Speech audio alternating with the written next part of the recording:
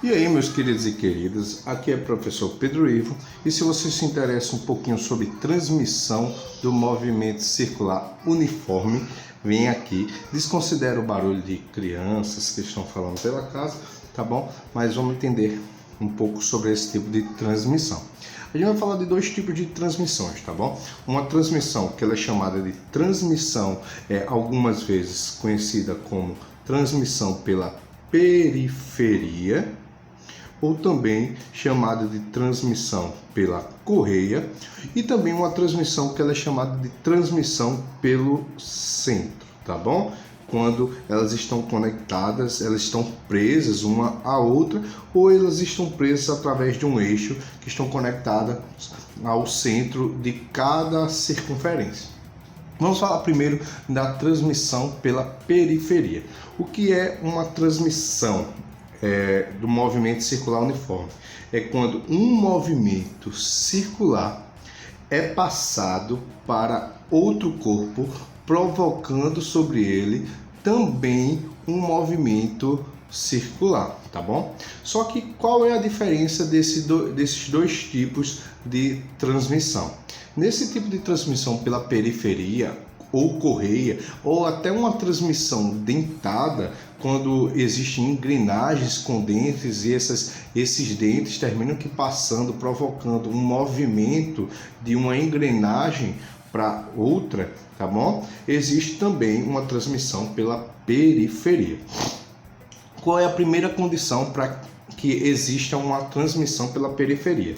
É que a velocidade linear que é provocada aqui nessa transmissão, a velocidade linear que é provocada nesse movimento circular é transmitida para esse corpo, provocando nele uma mesma velocidade linear no movimento circular aqui. Então, a velocidade linear sobre esse corpo é a mesma velocidade linear sobre esse corpo, pois a transmissão está acontecendo através de uma correia, e a correia ela se movimenta com a mesma velocidade em todos os pontos. Então, a velocidade de movimento circular aqui é a mesma velocidade de movimento circular aqui. Então, eu posso dizer que essa velocidade linear aqui, VA, tá bom?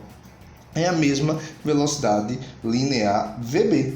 Então, sendo assim, eu posso colocar como informação que VA nesse caso é igual a VB.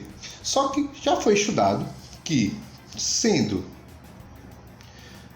a velocidade linear determinada por 2πf vezes o raio, ou até velocidade angular vezes o raio, eu posso substituir no lugar de velocidade linear 2πf vezes r. Então, substituindo, a gente vai ter aqui 2π vezes o raio de A vezes a frequência de A igual a 2π vezes o raio de B vezes a frequência de B. Sendo assim, como eu tenho 2π de um lado e 2π do outro, eu posso cancelar aqui 2π de um lado, 2π do outro, e assim a gente consegue desenvolver uma seguinte fórmula: R, o raio da circunferência A, vezes a frequência da circunferência A, é igual à multiplicação do raio da circunferência B vezes a frequência da circunferência B. E o que é que diz essa fórmula? Essa fórmula diz muito, tá bom? Ela diz assim, que o raio o tamanho da circunferência é inversamente proporcional à sua quantidade de giros, à sua frequência. Então, isso quer dizer o quê? Que se você tem uma circunferência grande, significa que a quantidade de voltas que ela vai provocar vai ser pequenininha. Já se você tem uma circunferência pequenininha, significa que a quantidade de voltas que ela vai provocar vai ser grande. Um processo inversamente proporcional. Raio pequeno, frequência grande. raio grande, frequência pequenininha.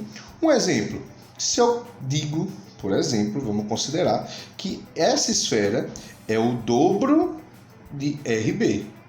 Isso significa que, como essa esfera é 2 vezes maior, a frequência dela vai ser 2 vezes menor, inversamente proporcional, tá bom? Então, se essa esfera é a metade dessa, ela é 2 vezes menor. Portanto, a frequência aqui é 2 vezes maior. Isso significa dizer que, enquanto essa aqui dá uma volta, essa aqui vai estar dando 2 voltas no mesmo tempo, tá bom? Então, essa é a condição para uma transmissão pela periferia. No caso de uma transmissão pelo centro, consiste em 2 circunferências que estão presas ao mesmo eixo ou pregadas uma à outra, significa dizer que elas possuem agora velocidades lineares diferentes, pois como elas possuem raios diferentes, cada um vai possuir velocidades lineares diferentes, né? Como RB é maior do que RA, então a velocidade linear de B é maior do que a velocidade linear de A. Só que qual é a condição? Que nesse caso, o que elas têm de igual é que, como elas estão presas uma à outra, a quantidade de vezes que essa pequenininha girar vai ser a mesma quantidade de vezes que a grandinha, aqui a grande, vai girar. Então isso significa dizer que se essa gira uma vez, essa aqui gira uma vez. Se a pequenininha gira 3 vezes, a grande, como está presa a ela, também vai girar 3 vezes, tá bom? Então eu posso dizer, nesse caso aqui, que dessa vez a condição é que a velocidade angular de A é igual à velocidade angular de B. Então, sendo velocidade angular, como já dito aqui, 2πf, 2πf, substituindo, eu vou ter a seguinte condição, eu vou ter 2π vezes FA é igual a 2π vezes FB. Tem um 2π de lado, tem um 2π do outro, então eu posso cortar aqui o 2π. Então, vamos cortar aqui 2π, cortei 2π. O que é que a gente encontrou, gente? Que felicidade! A gente encontrou que a frequência de rotação de A é a mesma frequência de rotação de B. A quantidade de vezes que A gira vai ser a quantidade de vezes que B gira. Ó, dessa vez, na transmissão pelo centro, o raio não influencia, né? A única condição em que o raio gera influência é na transmissão pela periferia. E é bem simples. Se você tem um raio que é o dobro, você vai ter uma frequência que é a metade. Se você tem um raio que é 3 vezes menor, você vai ter uma frequência que é 3 vezes maior, tá bom? Então eu espero que vocês tenham aprendido alguma coisa, tá bom? Que eu tenha ajudado de alguma forma e fica para a próxima aula. Valeu, galera. Fica com Deus e tchau.